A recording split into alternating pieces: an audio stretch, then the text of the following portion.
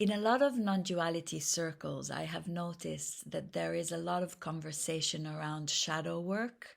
And I think that's fantastic because integrating our human life, our emotional life in our deeper experiential understanding of non-duality is really wonderful in order to deepen our awakening and stabilize it in some ways, so to speak. But I've noticed that a lot of the conversation, not all of it, but a lot of the conversations around shadow work tend to be around what to do when difficult emotions arise or when trauma arises. And the instruction often seems to be to feel the emotions directly, to feel the feelings, and which are really just sensations ultimately, and to feel them directly and in their pure form, without necessarily following a narrative or the story around that emotion. And I think that's a wonderful teaching, and it's a profound way to work through a lot of undigested material we might have. And really, when we do feel our emotions, our feelings, our sensations directly, that's how they can move through us, so to speak, and dissolve ultimately, and not be so active in our system over time. However, I think that there is another part of shadow work which is very, very important. And I have noticed that it is not always spoken about so specifically. And I just wanted to give my contribution around that. Having been a therapist for 20 plus years, I have noticed that this part of shadow work is as important, if not more. I would say as important as the feelings directly. And it is a basic understanding, a basic idea of how the psychology of a human being functions. And psychology and psychotherapy have been wonderful at creating some literal maps of how humans tend to work, and have discerned and separated, different themes, different patterns that come up in humans. Because, of course, psychology is so fantastic at tracking and recognizing patterns. That's what we do as therapists, that's what I used to do, is just tracking the patterns. Because if something happens once or twice, because maybe we're tired, or maybe we're going through a very stressful period, it's one thing. But if it becomes a more behavioral pattern and personality pattern and trait, then that's what psychology tends to look for and catch within ourselves. And there are therapies that have even named some of the themes that humans tend to experience, and the challenges we tend to experience, like, for example, abandonment themes, or a failure theme, or an emotional deprivation theme where we don't feel emotionally met or understood, or a shame and defectiveness and inadequacy theme, or an entitled theme of feeling special and different. And so there's all these themes that particular therapies, some of which I have practiced for 2 decades, have recognized. It's so helpful. I mean, I remember the day I discovered these themes. I was in the hospital where I used to work, the psychiatric hospital, and I remember my mind was blown away, and I think I cried because I felt so seen and so understood. Finally, I could track my own patterns, and not only the themes, but the different modes with which we operate, the protective modes we might develop as kids, to detach from our emotions, to have detached protector modes, or to overcompensate in some way, or to be judgmental, or to be passive, whatever the modes we developed. Suddenly I had a book that spoke about each one, and I could say, oh my God, that's me, that's what I do, that's what I do.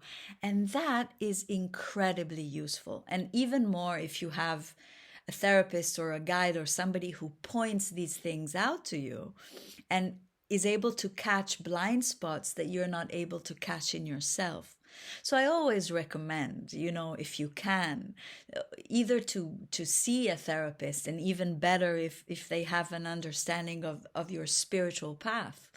But if not, just to find a book or a community that can help you discern all of this stuff, this map within you, that you can now start to track your own behaviors and your own, thoughts, beliefs, but even more than thoughts and beliefs, themes, because those are more subtle and they seem to be driving a lot of the challenges we have in life. So, anyway, with that kind of basic understanding, and you don't need to be a therapist to have a basic understanding and educate yourself a little bit. And obviously, we need to be curious about this stuff in the first place. But if we are, it's really useful to have this basic understanding and map of the way how humans tend to operate. And I'll give you an example of what happens when we don't have this basic understanding. So we might, and this is based on some things I have observed over the years, and we might have a true non-dual authentic recognition. Okay, we might have had either a glimpse or even a more ongoing experiential living of the non-dual life. And we also may think that we're doing the shadow work, because when a difficult emotion arises, like for example anger, let's say, we are feeling the feeling directly. We are feeling the sensation in the body, and we are allowing the anger to move through. So we think, okay, great, I did my shadow work. And then also when specifically with anger, when we feel anger directly, what tends to happen usually is that underneath the anger sometimes is a protective emotion, and underneath that anger, we might discover sadness, okay, or hurt. And so we're doing our shadow work and we feel the sadness, because that's what we have realized has appeared in our experience consciously. And then we think that we did our shadow work. But that same person might be somebody that when they get triggered, they can become a little bit arrogant or dismissive of the experience of others, okay? Or judgmental about the experience of others. And so we might be feeling our anger because someone triggered us, and we feel the feeling, we might feel a more vulnerable emotion underneath and think that's the end of that. But if we don't have that basic understanding of the psychological aspect of our lives, which I was speaking about before, we may not know, or we may have not recognized or tracked or even admitted that underneath the anger and underneath the sadness, maybe, or the hurt, there is also a feeling of shame. And I speak about shame because shame is one of the hardest emotions to admit. It's easier to admit that we feel angry at something, but it's harder sometimes to admit that underneath all that, there is a sense of feeling not good enough and an emotion of shame there. And so our behavior of maybe dismissing others, which we're not tracking, is driven Not by the anger, not by the hurt, but by the shame, which is sort of lurking in the underworld. And we are not aware of it because nobody has ever pointed it out to us, or we have not done that basic work of understanding how humans tend to operate. And I think shame is an emotion that is hard to admit, and I'm the first one to admit that. I have felt it many times. You know, it has been one of my themes in my life.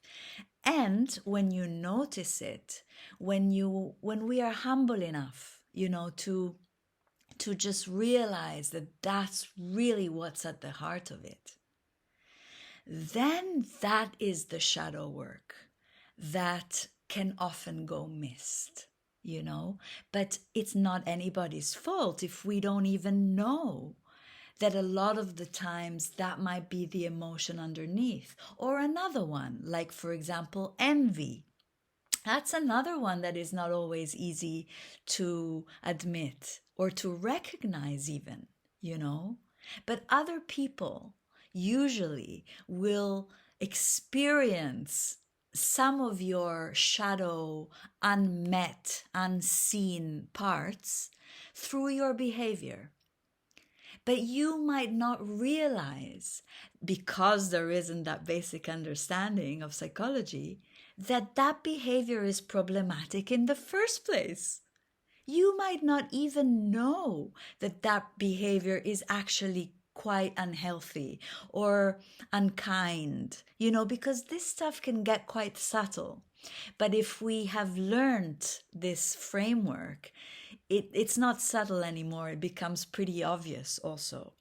So, no one's perfect, and there is, in my experience, never an end to this kind of work. And one has to really want to be curious about this stuff and want to be devoted to truth and to living a non-dual understanding with the openness and the curiosity that is needed for this kind of work, because it is really not for the faint of heart, but it is a very important part of shadow work, I think, that sometimes in the non-duality circles doesn't get looked into enough. Like, what are my patterns? What are my themes? Was this behavior actually healthy and helpful?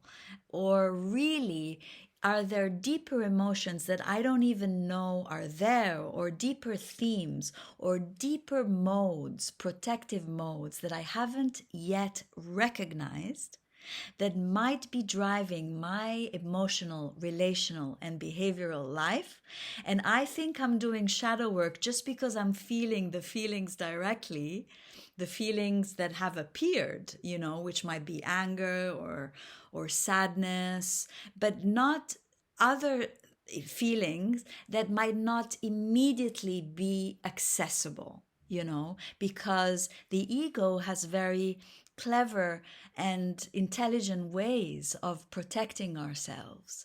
And so I just wanted to speak about this part of shadow work,